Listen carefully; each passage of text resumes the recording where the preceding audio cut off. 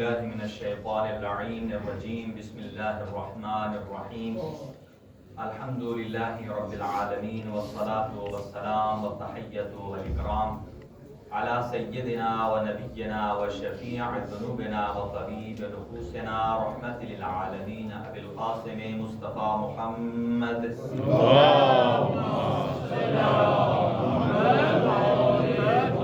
وعلى أهل بيته الطيبين الطاهرين المعصومين المنتخبين المنتجبين، لا سيما على بقية الله الأعظم روحي وأرواح العالمين لتراب مقدمه الفداء. عجل الله تعالى فرجه الشريف، وسهل الله تعالى مخرجه الشريف، ولعنة الله على أعدائهم أجمعين من يومنا هذا إلى قيام يوم الدين. أما بعد، فقد قال الله الحكيم في كتابه المتين: بسم الله الرحمن الرحيم.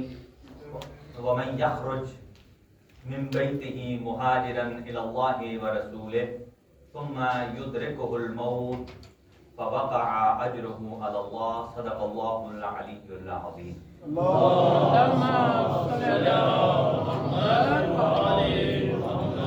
خداوند متعال تمام حاضرین کے حوائج شریعہ کو پورا فرمائے، مریضوں کو شفاء کامل و عاجل عنایت فرمائے، اور آج کے تبرک کا اہتمام محترم مرحوم و مغفور عبدالستار مرحوم کی فیملی کی طرف سے ہے. ہمارے محترم برادران نبی ستار صاحب، طاہر ستار صاحب اور اس کی فیملی، اللہ تعالیٰ کی ذات ان سب کی توفیقات خیر میں اضافہ فرمائے اور ان کی جملہ حوائج شریعہ کو پورا فرمائے.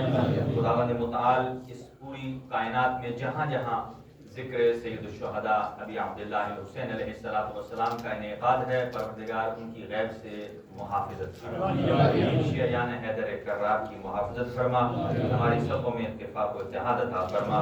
پروردگار شر شیطان سے محفوظ اور مامون فرما. پروردگار ان ایام میں جو کہ انتہائی بابرکت ایام ہیں، پروردگار ہم سب کو سوچنے اور سمجھنے کی توفیق عنایت فرما، اور امام زمان اجل اللہ تعالیٰ فرجہ الشریف کا جلد ظہور فرما. ہم سب کو امام کے اعمال و انصار میں شمار فرما. اپنی دعاؤں کی قبولیت کے لیے ایک اور بچی مریض ہے، ان کی شفا یابی کے لیے باواز بلند صلوات مرحمت.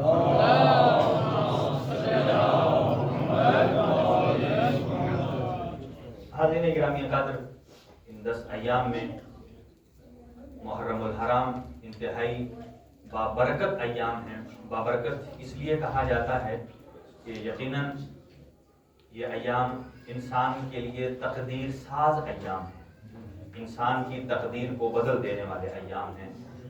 اور اگرچہ بظاہر امام حسین علیہ السلام کی شہادت ہے اور آپ کے اعمال و انصار کی، لیکن جو ہمیں پلیٹ فارم ملا ہے کربلا کے بعد وہ ہے عزاداری سید الشہداء.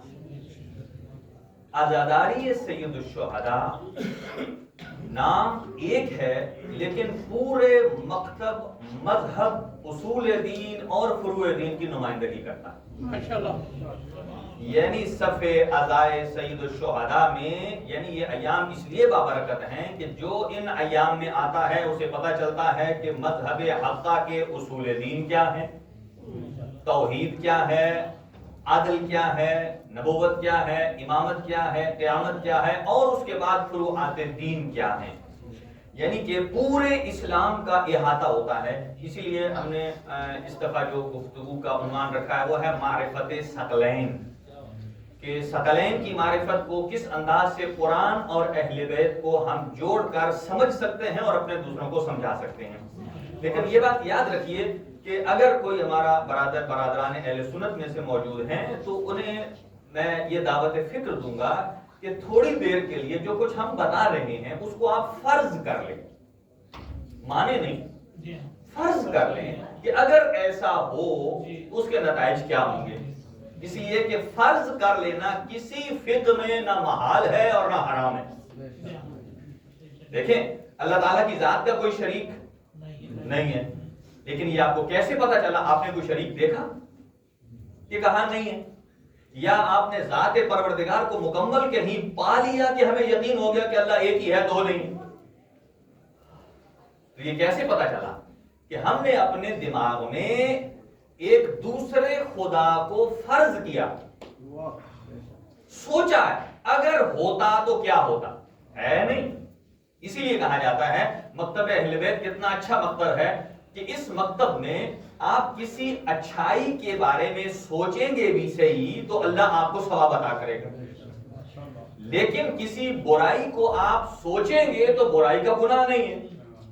دیکھیں یہاں شریک، اللہ کا شریک، قرآن مجید نے ارشاد فرمایا ان الشرک لظلم عظیم.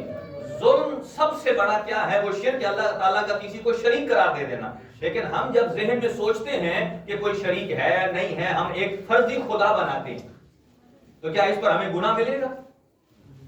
قطعاً نہیں. کیوں؟ ہم نے فرض کیا ہے. اور یہ اس کا مطلب یہ نہیں ہے کہ ہم نے اسے خدا بنا کر اس کی پوجا پاٹ شروع کر دی ہے، اس کا ماننا شروع کر دیا، نہیں. یہ فرض ہے کہ اگر دو ہوتے تو کیا ہوتا. اس کا نتیجہ یہ اگر دو ہوتے، جیسے ایک خدا کی مملکت ہے دوسرے کی بھی مملکت ہونی چاہیے تھی. ایک خدا کا نظام شمسی ہے دوسرا کا بھی ہونا چاہیے. ایک کا نظام ہدایت ہے، نبوت ہے، امامت ہے، رسالت ہے، تو دوسرے کا بھی ہونا چاہیے. جب ہم یہ دیکھتے ہیں کہ دوسرے کا نہ نظام ہدایت ہے، نہ نظام نبوت ہے، نہ رسالت ہے، نہ امامت ہے، نہ عدالت ہے، کچھ بھی نہیں ہے، اس کا مطلب یہ ہے کہ جب شریک کی نفی ہے تو پھر ذات خدا منحصر ہو جاتی ہے ایک کے اندر. اسی لیے اس عنوان پر گفتگو کریں گے. اگر ہمارے برادران موجود ہیں تو آپ تھوڑی دیر کے لیے فرض کر لیجئے کہ امام حسین حق پر ہیں اور نواسہ پیغمبر بلکہ فرزند پیغمبر یہ وہی ہیں کہ جو اصل دین مصطفیٰ کے ضامن. اور یہاں کچھ مقدماتی باتیں عرض کروں گا آج، اور وہ یہ کہ کچھ سوال ایسے ہیں کہ جو اتنے زبان زد عام ہے کہ ہر محرم الحرام میں وہ ہوتے ہیں، لیکن میں ان پر وقت ضائع نہیں کرتا کہ یہ شیعہ روتے کیوں ہیں. یہ ایسی باتیں ہیں کہ آج کل جو کوسچن بھی کرتا ہے اسے پتا ہے کہ کیوں روتے ہیں. اکثر کہتے ہیں یہ روتے ہیں. انہیں سے پوچھا جائے کہ آیا یہ خوشی میں روتے ہیں یا غم میں روتے ہیں؟ انہیں بھی پتا ہے کہ یہ خوشی میں نہیں روتے، یہ غم میں روتے ہیں. تو غم میں تو سید الشہداء کی وہ ذات ہے کہ ساری دنیا میں کسی کے اوپر اگر گریہ ہوتا ہے تو اس کی موت اور شہادت کے بعد ہوتا ہے، لیکن یہ وہ واحد شخصیت ہے کہ ان کے آنے سے پہلے سید الشہداء کے نانا نے گریہ فرمایا. امام حسین علیہ السلام کی آمد پر حضرت جبرائیل امین انہوں نے آ کر حضور سرور کائنات کو یہ پیغام سنایا آپ کی حیات طیبہ کا، امام حسین علیہ السلام کی. تو حضرت جبرائیل نے گریہ کیا، ملائکہ مقربین نے گریہ کیا، سید الانبیاء حضرت محمد مصطفیٰ صلی اللہ علیہ وسلم نے گریہ کیا، حضرت امیر المومنین نے گریہ کیا، اور جناب فاطمہ الزہرا سلام اللہ علیہا نے گریہ کیا. یہاں اندازہ لگائیے کہ یہاں 5 معصوم ہستیاں گریہ کر رہی ہیں. کسی بھی حکم شرعی پر ایک معصوم کا عمل اس کے صحیح ہونے پر دلیل ہوتا ہے. تو جس عمل پر 5 معصوم ہستیوں کی تائید موجود ہے اس کے عدم جواز پر تو کوئی دلیل قابل سماعت ہی نہیں. کہتے ہیں نا کوئی کیس کورٹ میں لگا دو وہ ناقابل سماعت ہے. سید الشہداء کے اس منصب کے مقابل میں جو بھی کیس ہے وہ ناقابل سماعت ہے. اور گریہ فرمایا.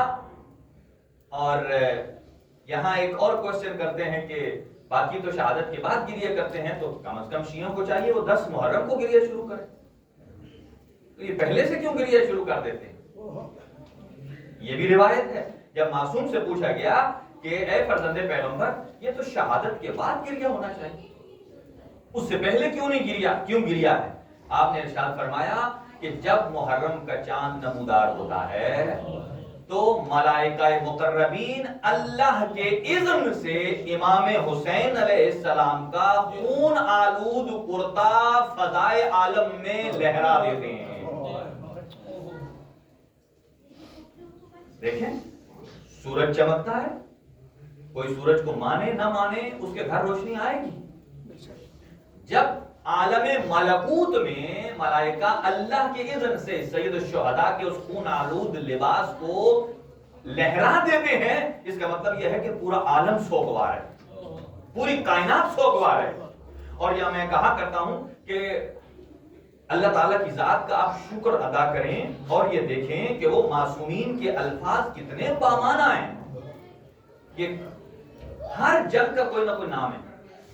جنگ خندق، خندق سے منسوب ہے. جنگ احد، احد سے منسوب ہے. تبوک، تبوک سے منسوب ہے. بدر، بدر سے منسوب ہے. اس کربلا کی جنگ کا نام کیا ہے؟ کوئی نام نہیں ہے. جب یہ پوچھا گیا تو معصومین نے فرمایا اس کا نام کیا ہے؟ ایک جملہ فرمایا کہ کل ارض کربلا وکل یوم عاشورا. یعنی یہ زمین جہاں ذکر سید الشہداء ہو رہا ہے یہ زمین زمین کربلا نہیں ہے، لیکن معصوم نے فرمایا کہ جو اس جگہ بیٹھ کر ذکر ابی عبداللہ حسین کر رہا ہے اس کا مطلب یہ ہے کہ وہ 61 ہجری میں سید الشہداء کے ساتھ ہم رکاب تھا. سید الشہداء کے ساتھ ہم رکاب ہے. کل یوم عاشورا کہ ہر دن روزے عاشور ہے اور ہر زمین زمین کربلا ہے. اب مجھے بتائیے میرے نالج میں تو نہیں ہے کہ کائنات کا کوئی خطہ ایسا نہ ہو کہ جہاں فرزند پیغمبر کا ذکر نہ ہو رہا. اگرچہ کہیں ایک گھر بھی موجود ہے. یہ چھٹے امام کی روایت ہے اور آپ ارشاد فرماتے ہیں انا لقتل الحسین حرارتا فی قلوب المؤمنین لا تبرد ابدا. میں یہی چیز عرض کرنے والا ہوں آپ کی خدمت میں. آج یہ کچھ مقدماتی گفتگو ہے. امام ارشاد فرماتے ہیں کہ امام حسین علیہ السلام کی شہادت کی ایک حرارت ہے. اب یہ ایمانی حرارت ہے، یہ محبت کی حرارت ہے، یہ مودت کی حرارت ہے، یہ اطاعت اور پیروی کی حرارت ہے. ان لقتل الحسین حرارتا. اور یہ کہاں ہے؟ کسی غیر مومن کے دل میں نہیں. فی قلوب المومنین، مومنین کے دلوں میں اللہ نے یہ حرارت رکھی ہے. اور یہ کیسی حرارت ہے؟ لا تبرد ابدا، یہ کبھی ٹھنڈی نہیں ہوتی. آپ دیکھیں غیر مومن بھی جب مظلوم کربلا کے مسائل سنتا ہے وہ متاثر ہوتا ہے، لیکن وہ صرف متاثر ہوتا ہے، اس کے دل میں وہ حرارت پیدا نہیں ہوتی. حرارت جب پیدا ہوتی ہے اس کا مطلب یہ ہے کہ اس گریے میں ایک تسلسل آ جاتا ہے. دیکھیں ہم مسلسل جیسے یہاں امام حسین کا نام آتا ہے ہماری آنکھیں اشک بار ہو جاتی ہیں. یہ کیا ہے؟ سید الشہداء کا گریہ ایک اعجاز ہے، معجزہ ہے. معجزہ کیسے؟ باقی دنیا سے ہٹ کر. آپ دیکھیں آپ لائف میں پریشان ہوتے ہیں تو پریشانی میں آپ گریہ کرتے ہیں اور رونے سے آپ کی پریشانی اور بڑھ جاتی ہے. لوگ آپ کو تسلی دیتے ہیں دیکھو رونا مسائل کا حل نہیں ہے. لیکن سید الشہداء کا گریہ ایسا ہے جتنا بھی دکھا، جتنا بھی ماندہ پریشان آدمی، حتیٰ کہ اگر کسی کا ذاتی غم بھی ہے تو ذکر حسین کرتے ہیں تو ہمارا غم کربلا کے غم میں منحل ہو جاتا ہے.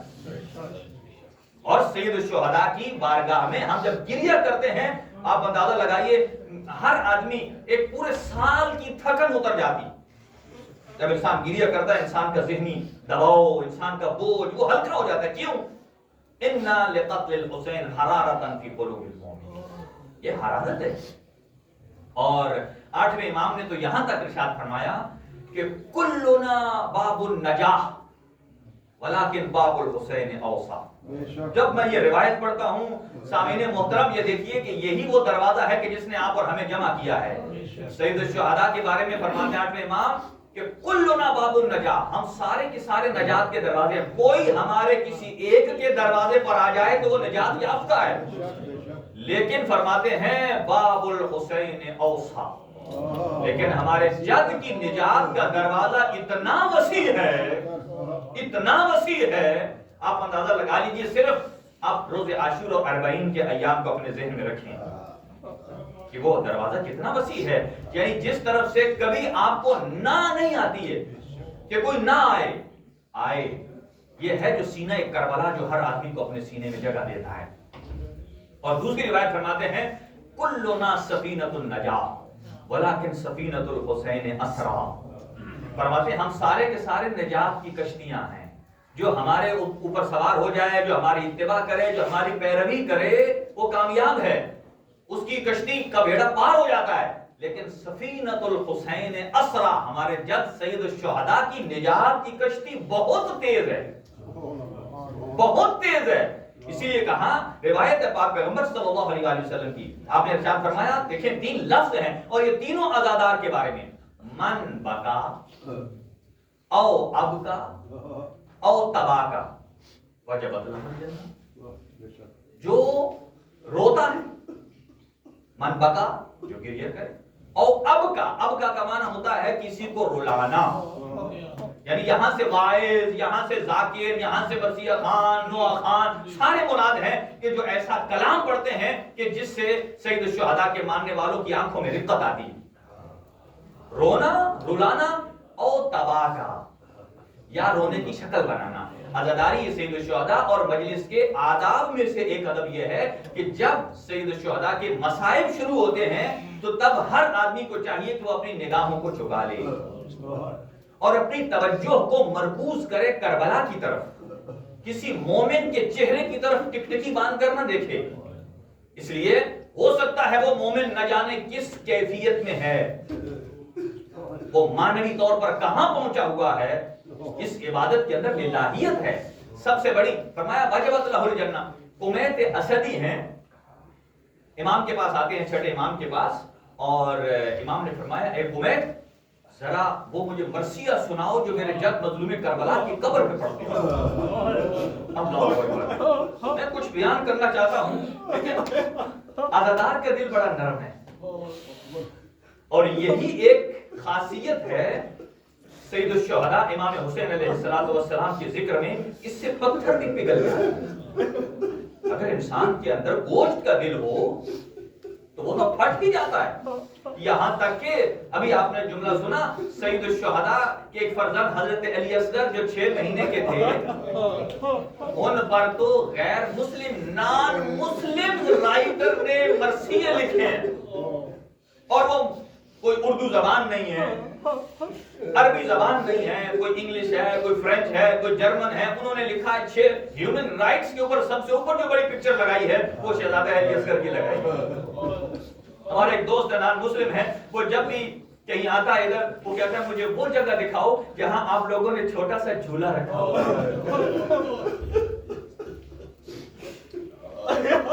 अल्लाहु अकबर। मन बका और अब का और तबा का वजबत लहुल जन्नह। कुमैत से कहा इमाम ने, ए कुमैत जरा मुझे वो अशआर सुनाओ। और जब अब उन अशआर को मैं नहीं पेश करता हूं अभी, जब अशआर सुना चुका ना, देखिए आपके और हमारे आंसुओं की कदर क्या है। इसीलिए कहा गया है कि एक ऐसा रुमाल रखें। हमारे यहाँ आदत है हम टिश्यू अपने जेब में रखते हैं, लेकिन आज़ादारी के आदाब में से एक अदब यह है कि आप एक मखसूस रुमाल रखें अपनी पॉकेट में, और जब आपकी आंखों से गिरिया हो तो आप उस मखसूस रुमाल के साथ अपनी आंखों को साफ करें। आगा मरशी नजफी उन्होंने अपने बेटे को जो वसीयत की थी ना, और उनमें एक वसीयत ये भी थी, कहा है मेरा बेटा, ये मेरा एक जो रुमाल है ये मेरी कब्र में, मेरे कफन में मेरे साथ रखना। कहा क्यों? कहा मैंने जब भी सईद शुहदा के लिए या मजलिस पढ़ी है या गिरिया किया है, मैंने इसके अंदर अपने आंसुओं को बंद करके रखा। ये शफाअत आप गुफ्तगू करेंगे आने वाले अय्याम में कि शफाअत क्या है। देखिए हम मासूम नहीं हैं, लेकिन मासूम की मजलूमियत में हमारी आंख से निकलने वाला खून, हमारी आंख से निकलने वाला आंसू हमारी शफाअत का बायस बन जाता है। आंख से निकलने वाला आंसू। कहा कुमैत कुछ सुनाओ। जब कुमैत सुना चुका, इमाम ने उसे कुछ हदाया दिए। कहता है आका मुझे दिरहम दिनार नहीं चाहिए। कहा ये हमारी तरफ से इनायत है, ले लो। आखिर में कहता है आका अगर मुमकिन हो तो जो आपने लिबास ज़ेबे तन किया हुआ है वो लिबास अगर आप मुझे दे दें तो यही मेरे लिए जिंदगी में जन्नत है।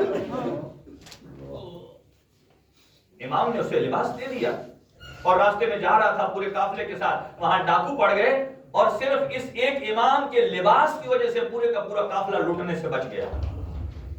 और फिर जब दे चुके ना, इमाम फरमाते हैं ए कुमैत, जानते हो तुमने जो मेरे जद की शान में ये जो मरसिया पढ़ा है इसका अजर क्या है? सुनिए अजर। आपने इरशाद फरमाया, 3 जुमले दुआया इरशाद फरमाए इमाम ने। पहला जुमला फरमाते हैं कि मेरे जद की शान में तुमने जो उनकी मजलूमियत को बयान किया है, वजबल्लाहु अलैकल जन्नह। फरमाया ऐ अल्लाह ताला की जात ने तेरे ऊपर जन्नत को वाजिब करा दे। आप देख लीजिए, اب اس کو میں مزید کھولتا نہیں ہوں، جلدی جلدی آگے کچھ مطالب کو جانا ہے۔ دوسری چیز امام نے دستے دعا دراز کیے، یہ بات یاد رکھیے کہ جب معصوم دعا کرتے ہیں تو ڈائریکٹ ملائے اعلیٰ تک ٹکراتی ہے، اور معصوم نے دعا کی اللہم اغفر لقمیت ما تقدم و تاخر، یہ دیکھیں عزاداری کا نتیجہ، فرمایا اے اللہ تو کمیت کے پہلے گناہ بھی پچھلے بھی معاف کر دے، وما تاخر اور آنے والے بھی معاف کر دے۔ عزاداری ہے سید الشہداء، یعنی یہ وہ جگہ ہے کہ جہاں اگر آپ آ کر گریہ کرتے ہیں، آپ مرثیہ پڑھتے ہیں، غم حسین میں اپنے آپ کو شامل کرتے ہیں، اس کا نتیجہ یہ ہے کہ اللہ تعالیٰ کی ذات انسان کے پہلے گناہ بھی معاف کر دیتا ہے اور آنے والے بھی گناہ معاف کر دیتا ہے۔ اور تیسرا جملہ ارشاد فرمایا اللہم ارضہ حتی یرضى، اللہم اعطیہ حتی یرضى، اے اللہ تو کمیت کو اتنا عطا فرما، اتنا عطا فرما کہ بس وہ خود کہے کہ اے اللہ میں راضی۔ بارگاہ سید الشہداء میں کبھی ادھار نہیں آتا، ادھار نہیں، بس چند معروضات سنیے اور پھر اس کے بعد آگے بڑھتے ہیں۔ میں نے عرض کیا تھا ابھی غدیر کے جشن میں بھی یہ بات یاد رکھیے، کسی شخص نے چھٹے امام سے پوچھا آقا آپ کربلا کو اتنا کیوں یاد کرتے ہیں؟ دیکھیں میں کسی اور طرف جانا چاہتا ہوں کہ خود جملات ایسے ہیں، اسی لیے کہا جاتا ہے کہ جب کوئی آدمی ان معصومین کی ذات پر گفتگو کرنا چاہتا ہے یا کرتا ہے تو پھر زبان اس کی ہوتی ہے اور الفاظ عصمت و طہارت۔ معصومین پشت پناہ ہیں۔ جب پوچھا گیا آقا آپ کربلا کو کیوں زیادہ اہمیت دیتے ہیں، ہم اسی لیے کہتے ہیں کہ یہ اگر 2 مہینہ 8 دن جو صف عزا بچتی ہے یہ بھی کم ہے، کیونکہ سرکار دو عالم نے ایک حضرت ابو طالب اور جناب خدیجہ کی خاطر پورے سال کو عام الحزن قرار دی۔ یہاں لوگ اس پر سوال نہیں کرتے ہیں، اس پر کریں کہ 2 مہینہ 8 دن کیوں؟ جب پوچھا گیا آقا آپ کربلا کو اتنا یاد کیوں فرماتے ہیں، آپ جملہ سنیے، روایت کا جملہ ہے، آپ نے ارشاد فرمایا لِأَلَّا تَنْسَوْنَهُ كَمَا نَسِيتُمُ الْغَدِيرَ، اس لیے ہم کربلا کا زیادہ تذکرہ کرتے ہیں کہ کہیں ایسا نہ ہو کہ تم کربلا کو بھی غدیر کی طرح بھلا نہ دو۔ غدیر میں کتنے افراد تھے؟ 1.25 لاکھ، اور کربلا میں کتنے؟ 72۔ لیکن کربلا کا ذکر دیکھا کتنا عام، اور کوئی اس کا انکار نہیں کرتا، یہاں تک کہ آج کا کوئی مفتی اگر یزید کو بھی پاک کرنا چاہے، کئی ایسے افراد ہیں جو آج بھی ناکام کوشش کر رہے ہیں، آج بھی اگر اس کو پاک کرنے کی کوشش کرتے ہیں تو مجھے یہ بتائیے اگر کوئی نجس العین جانور ہے، نجس العین کیا ہے؟ یا کتا ہے یا سور ہے، باقی ہر چیز کو پاک کرنے کے ذریعے ہیں، 1 دفعہ پاک کریں، 2 دفعہ ہیں، آب جاری ہے، آب کثیر ہے، آب پر ہے، لیکن یہ نجس العین ہے، اگر آپ اسے سمندر میں بھی 10 غوطے لگا لیں، باہر نکالیں اور آپ کے لباس سے ٹچ ہو تو پھر بھی آپ کا لباس نجس ہو جائے گا۔ وجہ کیا ہے؟ کیا سمندر میں اتنی طاقت نہیں ہے کہ پاک کر سکے؟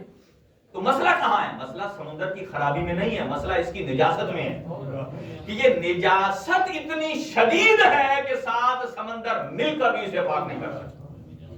یہی وجہ ہے کہ یزید کی نجاست اتنی شدید ہے کہ اگر ساری کائنات کے مفتی مل کر بھی اسے پاک کرنا چاہیں تو وہ یزید کو تو پاک نہیں کر سکتے، اس کے چھینٹوں سے اپنے آپ کو بھی نجس کر رہے ہیں،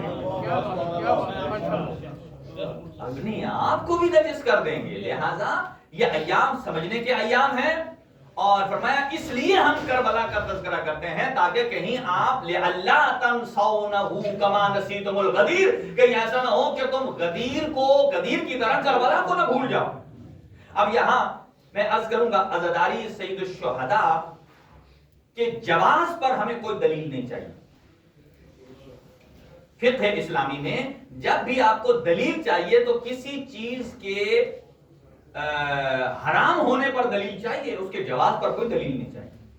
آج اگر کوئی نئی چیز نکل آتی ہے تو آپ یہ نہیں کہہ سکتے وہ حرام ہے، ہاں آپ دیکھیں کہ وہ جائز ہے جب تک کہ اس کی حرمت پر کوئی دلیل نہ آئے۔ عزاداری سید الشہداء اس پر کسی جواز کی کوئی دلیل نہیں چاہیے. ہاں اگر آپ نے اسے روکنا ہے تو اس کی حرمت پر کوئی دلیل لائیے، جبکہ وہ کسی کے پاس نہیں. قرآن مجید ارشاد فرماتا ہے، دیکھیے یہ وہ آیت ہے جس کا کوئی انکار نہیں کرتا.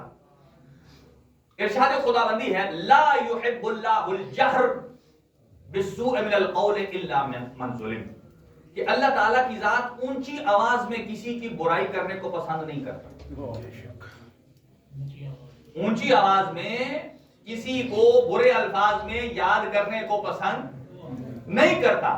یہ تو وہی بات میں نے عرض کیا کہ پھر اس کا مطلب ہے کوئی آدمی کہ میں دھیرے دھیرے کر سکتا ہوں. وہ دل میں تو جو آپ سوچ سکتے ہیں وہ قابل عفو ہے، جب تک کہ آپ اسے زبان پر نہ لائیں. جب تک آپ، اس لیے کہ دل میں آدمی کے بہت سارے خیالات آتے، لیکن ان خیالات کا آنا انسان کے لیے گناہ کا باعث نہیں جب تک کہ اس کو پریکٹیکلی عمل نہ کرے. تو قرآن مجید فرماتا ہے کہ اگر کوئی کسی نے کسی کے ساتھ برائی کی ہے، جیسے حالت نماز میں اللہ تعالیٰ کی ذات کیا فرماتی ہے کہ نماز میں اپنی آواز کو میڈیم رکھیں، نہ بہت اونچا نہ بہت دھیما. اونچی آواز جو بہت ہی کراہت والی ہوتی ہے، قرآن کہتا ہے ان انکر الاصوات لصوت الحمیر. اگر سب سے بدترین اور بھدی آواز ہے کسی کی تو وہ تو گدھے کی ہے. قرآن مجید فرماتا ہے لہذا بہت اونچی ٹون اور لاؤڈ نہیں رکھنا. قرآن مجید یہاں فرماتا ہے کسی کے برائی کو آپ اونچا بیان کرنا اللہ پسند نہیں کرتا.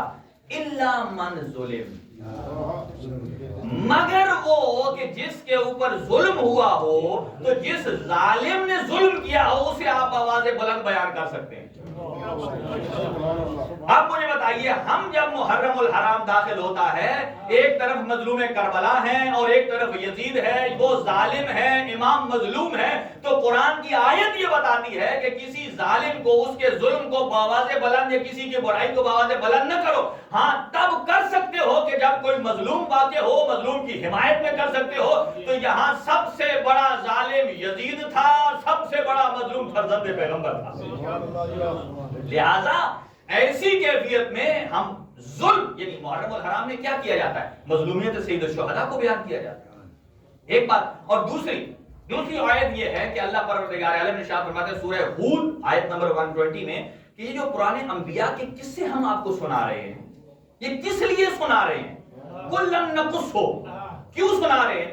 ما نثبت بہ فؤادک، اس لیے کہ تاکہ آپ کا دل مضبوط ہو جائے.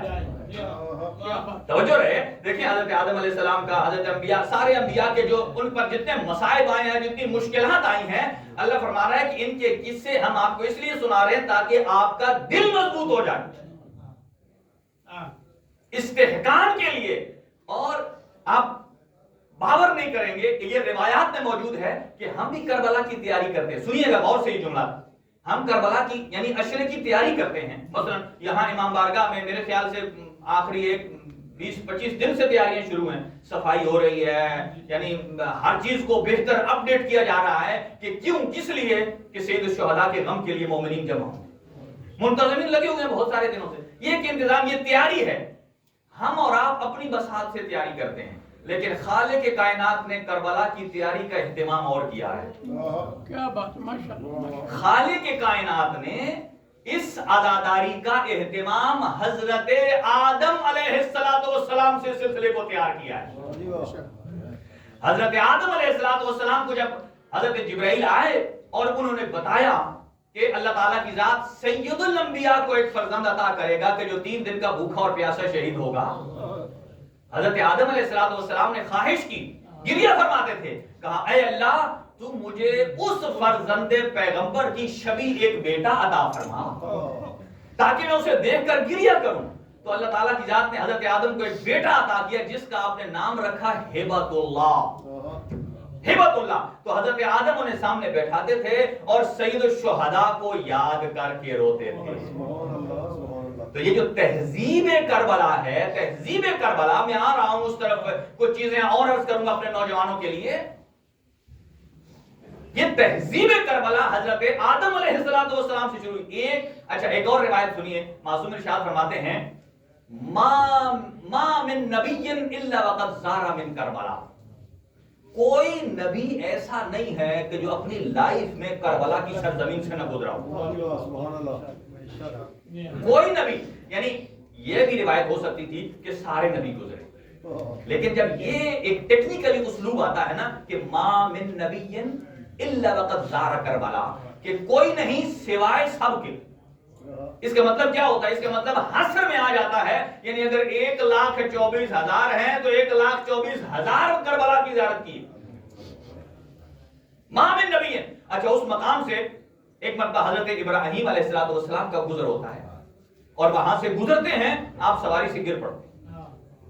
اب یہاں سواری بھی پریشان، حضرت ابراہیم بھی پریشان، سواری پریشان کہ خلیل خدا کو میں نے گرا دیا، اور حضرت خلیل پریشان ہیں کہ کون سی ایسی کوتاہی ہو گئی کہ خلیل خدا گر پڑے. اتنے میں جبرائیل امین آئے، کہا نہ آپ سے کوئی خطا ہوئی ہے، لیکن جس مقام سے آپ گزر رہے ہیں ہذا ارض کرب و بلا، یہ وہ ایسی زمین ہے جو کرب اور بلا کی زمین ہے. اب یہاں ایک بڑا موضوع ہے کہ حضرت کربلا، کرب و بلا کہتے ہیں ابتلا کو. حضرت ابراہیم علیہ السلام کو بھی اللہ تعالیٰ کی ذات نے استعمال فرمایا اذ ابتلا ابراہیم ربہ، لیکن اس کو کسی دن اور کھولیں گے. کہا جس مقام سے آپ گزر رہے ہیں، تو حضرت ابراہیم جب گرے تھے ان کے سر پر چوٹ آئی تھی، کہا جس جگہ گرے ہو یہ زمین کربلا ہے، اور جہاں چوٹ آئی ہے یہیں پر فرزند پیغمبر کو چوٹ آئی. حضرت ابراہیم علیہ السلام نے گریہ کیا. تو یہ جو تہذیب کربلا ہے یہ آج سے نہیں ہے، حضرت آدم علیہ السلام سے یہ تہذیب چلی آ رہی ہے. آپ پوچھیں گے کیوں؟ اب یہ اسی جملے کے ساتھ میں کنیکٹ کر رہا ہوں. اللہ تعالیٰ کی ذات نے فرمایا کہ یہ انبیاء کے قصے آپ کو کیوں سنائے جا رہے ہیں؟ ما نثبت به اقدام فؤادک، تاکہ آپ کے دل کو مضبوط کیا جائے. تو تمام انبیاء حضرت سید الشہداء کے عزادار رہے ہیں، ان کو یہ واقعہ کیوں بتایا جاتا تھا؟ یہ تہذیب کربلا ہے تاکہ ہر نبی کو اپنی زندگی میں اگر کوئی مشکل پیش آئے تو وہ یہ سمجھ جائے کہ کربلا کے مظلوم کی مشکل ہم سے زیادہ ہے اور ہماری ان سے کم ہے. تہذیب کربلا. لہذا دو آیتیں ہو گئی جو یہ بتاتی ہیں، لہذا ان لقتل الحسین حرارتا فی قلوب المؤمنین، کہ مومن کے دل کو اللہ نے انتخاب کرنا ہے. دیکھیں، ایک ہوتا ہے ظرف، ایک ہوتا ہے مظروف. ظرف کیا ہے؟ مثلا میں نے یہ اپنے ہاتھ میں پکڑ لیا، اب یہ ہے مظروف، جس جگہ میں آیا یہ کیا ہے؟ ظرف. اب دیکھ لیجئے کہ عزادار سید الشہداء کے دل کا کمال اور اس کی اہمیت دیکھ لیجئے کہ آپ کسی کے گھر میں داخل ہوتے ہیں تو گھر میں داخل ہوتے ہی دروازے کے ساتھ ہی اس کا کوئی وہ سونے والا یا پیسے والا لا کر نہیں پڑا ہوتا. پہلے جائیں گے کوئی ڈبہ کوئی ایسا جس میں شوز ہوں گے، اس کے بعد آگے جائیں گے کمرہ ہوگا، الماری ہوگی، کپڑے ہوں گے، کچن ہوگا وہاں. پھر جب آپ انتہائی آخر مخصوص جگہ پر جائیں گے تو وہاں اس نے تجوری رکھی ہوتی ہے. اب یہی ہے کہ اللہ تعالیٰ کی ذات نے غم سید الشہداء کے لیے، غم سید الشہداء مظروف ہے، اب اس کے لیے کس ظرف کا انتخاب کیا ہے؟ اللہ نے غم حسین کو سمانے کے لیے کسی غیر مومن کا نہیں، مومن کے قلب کو بطور ظرف استعمال کرنا، مومن کے قلب کو چنا ہے. دو باتیں. اب تیسری ایک اور دو اور روایتیں سن لیجئے عزاداری پر، آیات سن لیجئے. ایک آیت مشہور ہے من یعظم شعائر اللہ فانھا من تقوی القلوب، کہ جو اللہ کے شعائر کی تعظیم کرتا ہے فَإِنَّهُ، یہ اس کے دل کا تقوی ہے. من تقوی القلوب، اس کا مطلب یہ ہے ایک تقوی عام کا ہو سکتا ہے، توجہ رہے. ایک تقوی کسے کہتے ہیں؟ پرہیزگاری، برائی سے بچانا. آنکھ کو برائی سے بچانا، آنکھ کا تقوی.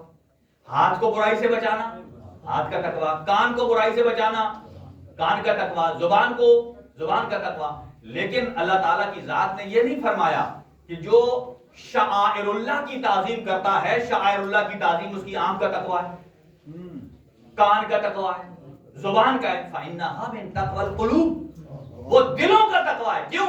اس لیے کہ دل ہوتا ہے کسی وجود کا محور اور مرکز. جب محور اور مرکز ہے، اب دعا میں بھی یہ جملے ہیں اللہ تعالیٰ کی ذات کے بارے میں کہ یا اللہ ہو، یا رحمان ہو، یا رحیم، یا مقلب القلوب ثبت قلبی علی دینک. اے اللہ، اے دلوں کو پھیر دینے والے اللہ، یہاں یہ نہیں کہا کہ میری آنکھوں کے تقوی کو سلامت رکھ، میرے کانوں کے تقوی کو سلامت رکھ، ثبت قلبی علی دین، میرے دل کو اپنے ایمان پر قلب اور ثابت قدم رکھ۔ اس کا مطلب یہ ہے کہ دل ایسا محور اور مرکز ہے کہ جسے اللہ نے چنا ہے عزاداری سید الشہداء کے لیے، اور یہی شعائر میں آتا ہے۔ اور شعائر میں اللہ تعالیٰ کی ذات نے شعائر میں دو چیزیں استعمال کی ہیں۔ کون کون سی شعائر؟ ان الصفا والمروہ من شعائر اللہ۔ بڑی غور طلب بات ہے۔ جو لوگ کہتے ہیں عزاداری شرک ہے، عزاداری شرک نہیں ہے، عزاداری تو دلوں کا تقویٰ ہے۔ اور من یعظم شعائر، آپ اگر کسی کو دیکھنا چاہتے ہیں کہ فلاں کا دل تقویٰ والا ہے یا نہیں، تو ایک آسان سی نشانی ہے کہ دیکھ لیجئے کہ شعائر اللہ کے سامنے اگر جھک جائے تو سمجھو وہ یہ تقویٰ دل رکھتا ہے۔ اگر کوئی آدمی شعائر اللہ کی تعظیم کے لیے نہیں جھکتا، اور یہاں اگر کوئی کہے نہیں شعائر اللہ کی تعظیم تو اللہ کے ساتھ شرک آتا ہے، اللہ کی عبادت آتی ہے، قطعاً ایسا نہیں ہے۔ آپ مجھے یہ بتائیے، اللہ قرآن میں فرماتا ہے ان الصفا والمروہ من شعائر اللہ، کہ صفا اور مروہ تو اللہ کے شعائر میں سے ہیں۔ مجھے اتنا بتائیے کہ صفا اور مروہ کیا ہے؟ وہ تو پتھر ہے۔ تو وہ جو بت بناتے تھے، بت بھی پتھر کے ہوتے تھے، پھر ان میں اور ان میں کیا فرق ہے؟ ان کو اللہ کہتا ہے بت ہیں، یہاں کہتا ہے ان الصفا والمروہ من شعائر اللہ، اللہ کے شعائر میں سے ہیں۔ اور ادھر جب آپ شیطان کو کنکر مارتے ہیں تو وہ کنکر کیا ہے؟ وہ بھی پتھر ہے، وہ بھی پتھر ہے۔ شرط یہ ہے کہ چیز کی اصالت پر نہ جائیں، اس کی نسبت پر جائیں، کہ نسبت کدھر؟ اگر یہی پتھر اسود حجر اسود بن جائے تو سارے چومنے لگ پڑتے ہیں۔ یہی وجہ ہے کہ اگر ہمارے پاس عام کپڑا آ جائے تو وہ شاعر اللہ میں نہیں ہے، لیکن اس کے اوپر جب آپ لفظ یا حسین لکھ دیتے ہیں تو یہی شاعر اللہ میں بن جاتا ہے، یہی شاعر اللہ میں تبدیل ہو جاتا ہے، اور احترام لازمی ہو جاتا ہے۔ جیسا کہ اللہ میں حضرت ابو الفضل عباس یا جتنے اس میں آلات، جتنی چیزیں یوز ہوتی ہیں، وہ مارکیٹ میں اگر جائیں تو شاعر اللہ نہیں ہے، لیکن جیسے ہی آپ نے اس نیت سے خریدا اب اس کی تعظیم لازمی ہوگی۔ اب ایک بات عرض کروں کہ شاعر اللہ میں حضرت یہ کس کی سائی ہے صفا و مروہ کے درمیان؟ حضرت حاجرہ۔ مجھے بتائیے حضرت حاجرہ مرد ہیں یا عورت؟ جو کہتے ہیں کہ اللہ نے مرد کی ہی سنت کو قرآن میں رکھا ہے، ان سے پوچھیں یہاں یہ عمل حضرت حاجرہ خاتون کا ہے، لیکن حج کرنے جو مرد جاتے ہیں ان پر بھی لازم اور واجب ہے۔ اس کا مطلب یہ ہے کہ قرآن مجید فرماتا ہے کہ من عمل صالحا من ذکر او انثى فهو مؤمن فلنحيينه حیاتا طیبہ، کہ جو اللہ کی قربت کے لیے عمل انجام دیتا ہے، چاہے مرد ہے چاہے عورت، ہر ایک کو اللہ مقام دیتا ہے، شرط یہ ہے کہ وہ مومن ہونا چاہیے، شرط یہ ہے کہ وہ مومن ہونا چاہیے۔ اگر حضرت حاجرہ کا یہ عمل آپ اور ہمارے لیے حجت ہے تو اس کا مطلب یہ ہے کہ حضرت حاجرہ مومنہ ہے۔ جب حضرت حاجرہ مومنہ ہو کر پورے عالم اسلام کے لیے واجب ہے اسے عمل انجام دے، تو سید الشہداء تو کل ایمان کا فرزند ہے، ان کی صف اعضاء میں آنا یہ شاعر اللہ سے کم ہے نہیں۔ اب سنیے، جب حضرت یہ ہاں اس سائی اور صفا و مروہ کے درمیان ایک عمل اور بھی ہے، اسے کہتے ہیں ہرولہ۔ ہرولہ کیا ہے کہ جب آپ اوپر سے نیچے آتے ہیں تو تھوڑی تیز رفتاری سے چلیں، تیز رفتاری سے۔ کیوں؟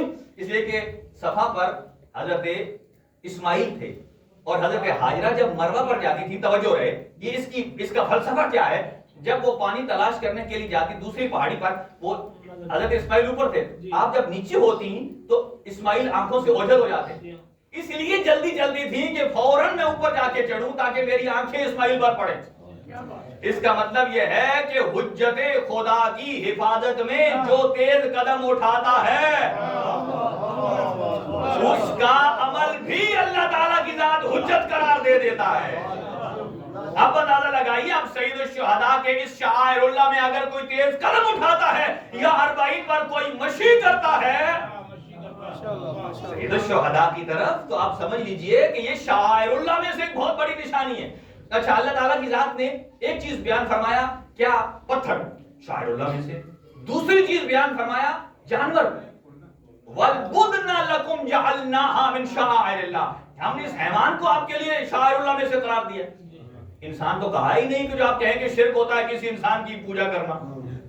پہلے پتھر، دوسری منزل میں حیوان، اور حیوان بھی کون سا؟ مثلا جب حج پہ جا رہے ہو، جیسا کہ یہی مماثلت ہے کہ سید الشہداء کے لیے جب نظر و نیاز کا اہتمام ہوتا ہے تو بہت سارے ملکوں میں، ہمارے اسلامی ممالک میں کئی افراد ایسے ہوتے ہیں کہ جنہوں نے روزے عاشور کے لیے تبرک دینا ہوتا ہے، اس جانور کو کلر لگا دیتے ہیں، مخصوص کر دیتے ہیں کہ یہ مخصوص ہے۔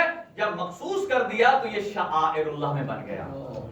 اسی طرح جو حاجی حج پر جاتے تھے وہ بھی اپنے ساتھ بہت ساری قربانیاں لے کر جاتے تھے، جس کو نشانی لگا دی، اس کا مطلب یہ ہے کہ اب یہ راہ خدا میں قربان کرنا ہے، جس سے اپنا کوئی ذاتی فائدہ نہیں لے سکتے، شعائر اللہ میں سے ہے۔ لہذا پتھر کو بھی شاعر اللہ کہا، حیوان کو بھی شاعر اللہ کہا اس میں تمہارے دل کا تقوی چھپا ہوا ہے۔ لیکن اللہ پروردگار عالم نے جب امام حسین علیہ السلام کی باری آتی ہے تو فرمایا کہ یہ سید الشہداء کی زیارت اور یہ عزاداری، یہ سب کچھ کیا ہے؟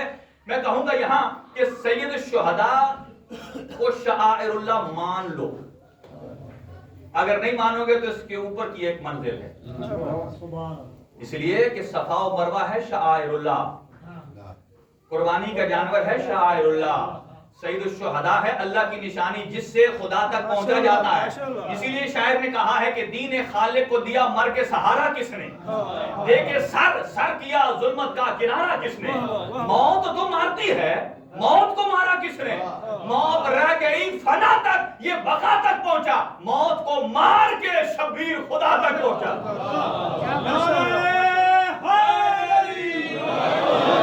پتھر شعائر اللہ میں سے ہے، اللہ کی نشانی، جو اس کا انکار کرے گا وہ مسلمان نہیں، اس کا دل کا جذبہ ختم ہو جاتا ہے۔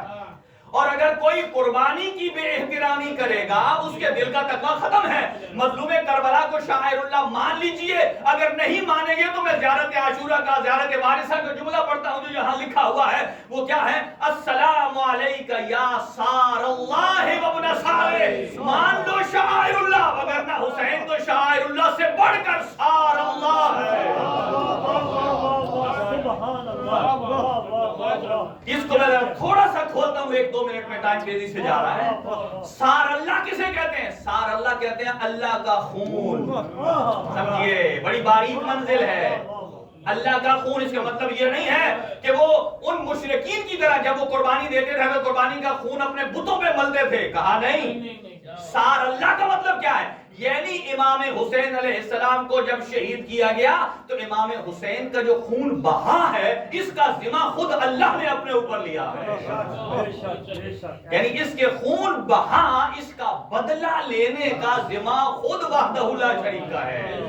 پھر کوئی کہے کہ آج تک خدا نے لیا کیوں نہیں، اس میں طاقت نہیں ہے؟ نہیں، اللہ کا تعالیٰ کی ذات اور ڈھیل دیتا ہے کہ تاکہ قیامت تک کسی نے لشکر یزید کے ساتھ شامل ہونا ہے تو ہو جائے۔ سار اللہ، اب سنیے، حسین ابن علی صرف سار اللہ نہیں اب زیارت میں پڑھتے ہیں بلکہ جملے ہیں یا سار اللہ وابن سارے، اے اللہ کے خون کے بیٹے آپ بھی اللہ کا خون ہے، یعنی علی بھی سار اللہ ہے۔ اب صرف یہ نہ سمجھئے کہ علی وجہ اللہ ہے، یہ نہ سمجھئے کہ علی کا کان عضو اللہ ہے، یہ نہ سمجھئے کہ علی کا ناک عضو اللہ ہے، یہ نہ سمجھئے کہ علی ابن ابی طالب کی زبان لسان اللہ ہے، بلکہ پورے کا پورا علی ولی اللہ ہے اور ذات علی سار اللہ ہے۔ اور اسی سار اللہ کا بیٹا سید الشہداء، السلام علیکہ یا سار اللہ وابن سارے بل وطر الموتور، یہاں پر اس کی گفتگو انشاءاللہ کل سے شروع کریں گے۔ وطر کہتے ہیں ایک رکعت کو، جو آپ نماز شب میں پڑھتے ہیں نا، آخری رکعت، وہ ایک رکعت ہوتی ہے۔ اور سید الشہداء آپ کی قربانی جیسی کسی کی قربانی نہیں ہے، اور جیسے ہی یہ ایام نمودار ہوتے ہیں ہر مومن کا دل قبر حسین بن جاتا ہے۔ جب چھٹے امام نے اپنے صحابی سے پوچھا مسمع سے مسمع، دیکھیں نا آج چاند رات ہے نا، آپ اور ہم یہاں تسلی سے بیٹھے ہیں، اگر آپ کی مستورات آئی ہیں بچیاں بیٹیاں مائیں تو پردے میں بڑی عزت و آبرو کے ساتھ بیٹھی ہیں اور آپ کو یقین ہے کہ ابھی یہ پروگرام ختم ہوگا آپ اپنے اہل حرم کو لیں گے اور عزت و احترام کے ساتھ اپنے گھر جائیں گے لیکن جانتے ہیں غریب کربلا نے یہ چاند کہاں دیکھا آپ نے امن میں دیکھا فرزند پیغمبر نے یہ جنگل میں دیکھا اور جب یہ چاند دیکھا نا تو شیخ عباس قمی علیہ الرحمہ نے ایک دعا لکھی ہے کہ جب بھی آپ پہلی کا چاند دیکھیں تو اس کی طرف دیکھ کر ایک دعا پڑھیں اور دعا کے الفاظ یہ ہیں اے اللہ اس چاند کو میرے اور میری اولاد اور اہل و عیال کے لیے سلامتی کا چاند قرار فرما مجھے یہ بتائیے معصوم نے جو دعا ہمیں تعلیم فرمائی ہے کیا مظلوم کربلا نے سب کو بیٹھا کر وہاں یہ دعا نہیں مانگی ہوگی یقیناً مانگ رہے تھے لیکن ساتھ ساتھ گریہ بھی کر رہے تھے امام کی نگاہ امامت دیکھ رہی تھی کہ ابھی میرے اکبر کی چھاتی سلامت ہے ابھی رباب کی گود سلامت ہے اور جب سکینہ پر نظر پڑی نا کہا ابھی میرے سکینہ کے دور سلامت ہے ابھی میرے سکینہ کے رخسار سلامت ہے اور ایک مرتبہ جب قاسم پر نگاہ پڑی اور کہا کہ ابھی میرا قاسم کا بدن سلامت ہے اور جب بھیا اکبر پر نگاہ پڑی نا اور کہا میرے بھائی کے بازو سلامت ہے لیکن اس وقت گریہ بلند ہوا کہ جب حسین کی نگاہ زینب و کلثوم پر پڑی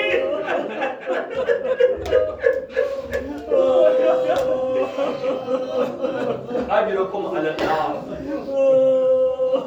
سلام کر لیجئے گریہ کر لیجئے اس لیے جی یہ جو محرم کا چاند نظر آیا ہے نا یہ 10 دن بہن اور بھائی کا ساتھ ہے 10 دن کے بعد بہن رسیوں میں بندھی ہوگی اور بھائی کا سر نو کے نیزہ پر بہن کو رسیوں میں بندھا ہوا دیکھ رہا ہوگا اجرکم اللہ یہاں تو پہلے ہی شب میں ایسا منظر بن گیا مجھے تو لگتا ہے کہ جیسے کربلا میں حرمین کے درمیان بیٹھا ہو انسان کی نگاہیں وہاں مظلوم کربلا کے حرم پر ہو میں کہوں گا ادادارو آپ گریہ کر رہے ہیں نا محرم داخل ہو گیا ہے لیکن آپ کو کسی نے رونے سے منع نہیں کیا ہے امام صادق فرماتے ہیں اللہ رحم کرے ان چہروں پر کہ جن کے اوپر سے میرے جد کی مصیبت میں آنکھیں رہتی ہیں اللہ رحم کرے ان رخساروں پر اللہ رحم کرے ان آنکھوں پر اور میں کہوں گا آپ کو کسی نے روکنے سے منع تو نہیں کیا نا لیکن شام کے دربار میں ایک جملہ سن لیجئے رأس الحسین مصلوب 6 ساعات عند النہار 6 گھنٹے تک ایک مرتبہ شام کے بازار میں مظلوم کربلا کا سر نوک نیزہ پر بلا تھا اور ظالم نے کہا تھا دیکھو یہ حسین کی بہنوں میں سے کوئی رونے نہ پائے وَإِن بَقَتْ إِحْدَاهُنَّ اگر کوئی گریہ کرے تو ظالم نے کہا تھا کہ اپنے ہاتھ میں تازیانے کو بلند کر لے اب اندازہ لگائیے کہ وہ زینب و کلثوم کے جن کے بھائی کے گلے کی رگیں کٹ چکی ہو لوگ کے نیزہ پر دیکھیں وہ بہن کیسے گریہ نہ کرے ایک مرتبہ بیویوں میں کلثوم نے فرمایا واہ محمدہ جب واہ حجابہ کا لفظ استعمال کیا نا اور اتنے میں اس ظالم نے اپنے ہاتھ کو برسایا اور نیاز حسین جملے سرتے ہو آپ فرمائیے گا جب اس نے ہاتھ کو بلند کیا اور اس کے بعد کیفیت یہ تھی کہ جناب کلثوم کا وہ پورا خون آلود ہو جاتا ہے آج رکھو مسمع صحابی ہے امام کا امام پوچھتے ہیں اے مسمع تو میرے جد کے حق میں گریہ کرتا ہے محرم کا چاند نظر آ گیا کہتے ہیں آقا میں تقیہ میں ہوں میں بصرہ میں رہتا ہوں میں گریہ اس لیے نہیں کرتا کہ لوگ مجھے جان لیں گے شیعہ ہے کہا مجھے یہ بتا کہ اکیلے میں بیٹھ کر جب میرے جد کا ذکر آتا ہے تو گریہ کرتا ہے کہا جی ہاں کہا کیسے گریہ کرتا ہے مجھے یہ بتا اب یہ وہ کیفیت ہے اپنے گریہ کو ذرا بلند کیجئے امام نے فرمایا کیسے گریہ کرتا ہے کہتا ہے کہ جب میرے سامنے کھانا آتا ہے نا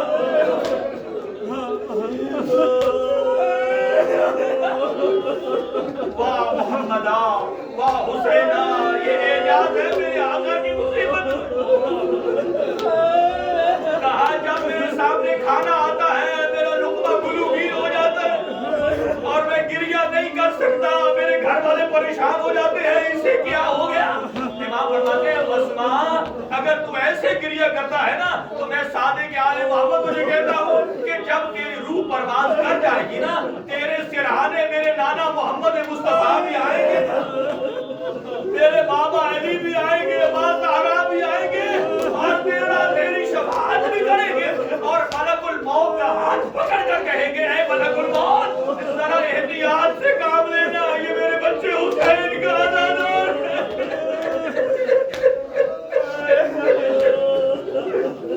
अजरकुम अल्लाह, मजलिस तमाम हो गई अज़ादारों, वक्त तमाम हो जा रहा है। एक रिवायत सुनिए, ये कौन हुसैन है?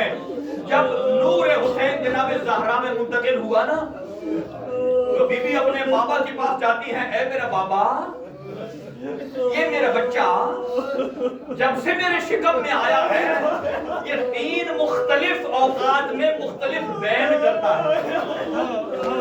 कभी ज़ोहर के वक्त करता है, कभी असर के वक्त करता है, कभी मगरिब के वक्त करता है।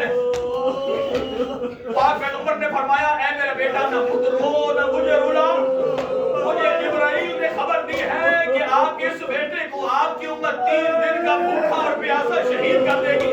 जब ये जुमले सुने जनाबे ज़हरा ने, तो जिस मसनद पर बैठी थी उठकर जमीन पर आ गई और आकर कहती है, बाबा अब मुझे बताइए, और कहा मेरे इस बच्चे पर कोई रोने वाला भी होगा? आप अज़ादारों, ये जो हम जमीन पर बैठते हैं ये सुन्नत है जनाबे ज़हरा है। कहा हाँ, अल्लाह एक ऐसी कौम को खल्क करेगा जिसके जवान तेरे बच्चे के जवान पर रोएंगे, जिस कौम के बूढ़े तेरे हुसैन के बूढ़े पर रोएंगे, और जिसके बच्चे तेरे बच्चों पर रोएंगे। ये देख लीजिए, आज हर आंख अश्कबार है, मुझे सफेद दाढ़ी वाले रोते हुए भी नजर आ रहे हैं, छोटे बच्चों के गले में हलक में सिसकियां बंधी है। आज अल्लाह फरमाया, बेटा बताइए क्या बैन करके आखिरी जुमला है, और कहा ये ज़ोहर के वक्त कहता है, या उम्मा इन्नी अतशान, ए मेरी माँ मैं प्यासा हूँ, या उम्मा इन्नी जाए, ए मेरी माँ मैं भूखा हूँ।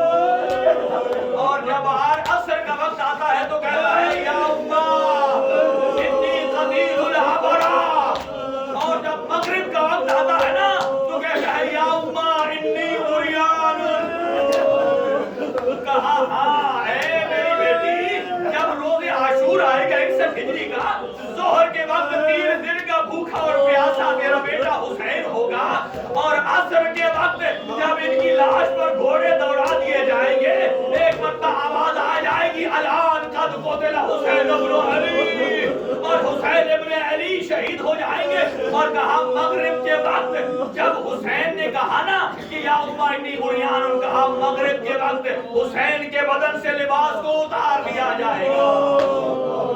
आखिरी जुमला, और वो वक्त कैसा होगा कि जब लाशों को पामाल किया जाएगा, घोड़ों की नालबंदी की जाएगी, यानी घोड़े के सुमों के नीचे लोहे की डिस्क लगा दी जाती है, और जब कहा एक मरतबा लाशें रखे गए ना, नालबंदी हुई पामाल करने के लिए, अज़ादारों आखिरी जुमला है, और जब सारे लाशें रख दिए गए ना तो हबीब के कबीले वाले आए और हबीब का लाशा उठा लिया, और होर के कबीले वाले आए, होर का लाशा उठा लिया। जब सब लाशें उठा लिए ना तो रह गया फरजंदे पैगंबर का लाशा। इधर 70 कदम पर देखती बहन ज़ैनब ने एक मरतबा मदीने को रुख किया, अपनी आवाज़ों को बुलंद कीजिए, कहती है, या जद्दा, ऐ मेरा नाना, हाज़ा हुसैन मुरम्मल बिद्दिमा, ऐ मेरा नाना, आप पर तो मलाइका सलाम भेजते हैं, ये आपका हुसैन है जो घोड़ों की टापों में खाक और खून में गिरता है।